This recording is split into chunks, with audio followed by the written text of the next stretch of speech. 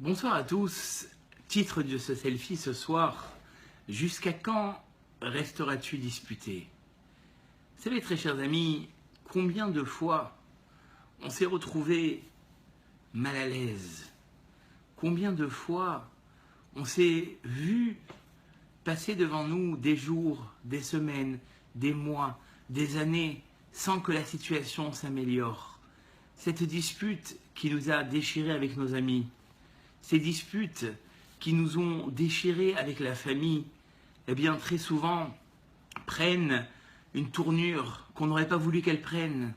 Et les mois y passent, les années elles passent, et des fois on n'a pas de temps à perdre. Quand souvent c'est avec les grands-parents que Dieu les garde, ils peuvent vivre que jusqu'à 120 ans. Mais le jour où ils nous quitteront et qu'on n'aura pas fait cet effort de venir se réconcilier, on le regrettera amèrement. Et c'est ça que va nous dire aujourd'hui, très chers amis, le Ochot Tzadikim. Une des facettes de la modestie, dira le Ochot Tzadikim, Veyeler me'atzmo beli aftarat acherim, qu'il n'attende pas que les gens qui soient autour de lui l'encouragent d'aller demander pardon, et qu'il aille lui-même, si on peut dire ainsi, s'écraser devant la personne avec qui il est en dispute. Ou metaken et sheivet, et qu'il arrange ce qu'il a abîmé. Ou medaber l'otachanonim, il va aller l'implorer. Gamze siman le'anava. Ça aussi, très chers amis, c'est une forme de modestie. Et nous, qu'est-ce qu'on fait? Moi, le premier. Si on n'est pas encouragé par la famille, si on n'est pas encouragé par nos proches, on peut rester des années et des années sans se parler. Pourquoi? Soyons les forts de la situation. Soyons les personnes qui, même si c'est dur, on va avoir le cœur qui tremble. Moi aussi, je suis passé par cette situation. On connaît tous ces situations parce que malheureusement, qui en tzadik, même le juste, ça n'existe pas qu'il ne faute pas. On a tous nos difficultés, on a tous nos problèmes et on a tous nos histoires et nos disputes. Mais ce que nous dit le Ochot Tzadikim ici, c'est qu'on doit être capable d'être les gens forts de la situation.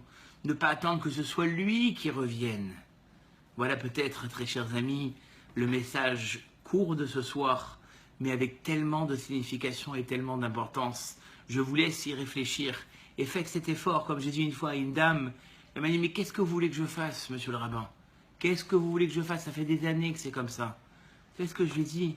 Il n'y a pas besoin d'aller se dire, je vais me jeter devant la personne, peut-être qu'elle va m'offenser, peut-être qu'elle va me faire des choses qui ne me plaisent pas. Commencez par une lettre, commencez par un email, commencez par un WhatsApp, il y a tellement... Pourquoi vous croyez qu'Akadosh Baruch Hu, il a mis tellement de moyens? C'est qu'on puisse utiliser cette technologie à bon escient, pas pour faire des bêtises, Chas Shalom. Utilisons notre technologie. Essayons de faire la paix. Je ne cherche pas ici à faire de discours fédérateurs, mais ce que je cherche à faire, eh bien, c'est tout simplement à vous faire gagner du temps, à vous faire gagner des années que peut-être un jour vous regretterez et que vous vous direz, si seulement je savais que celui qui était en face, il avait lui aussi ses intentions de faire la paix. Et c'est ce qu'il faisait à Aaron Cohen. On dit qu'Aaron Cohen, il allait chez l'un, il disait, tu sais, l'autre, il a tellement envie de te parler. Et il allait chez l'autre, et il dit, tu sais, l'autre, il a tellement envie de te parler. À Aaron Cohen, c'était pas des discours fédérateurs, c'était des discours loyaux. C'était des discours qui allaient être pour le bien de ceux qui allaient les écouter. Eh bien, espérons que ce selfie, ce soir aussi, soit un discours qui va vous aider, qui va vous amener la paix, qui va vous amener le réconfort, qui va vous amener l'apaisement. C'est ce que je vous souhaite ce soir. Et je vous dis à très très bientôt pour un nouveau selfie.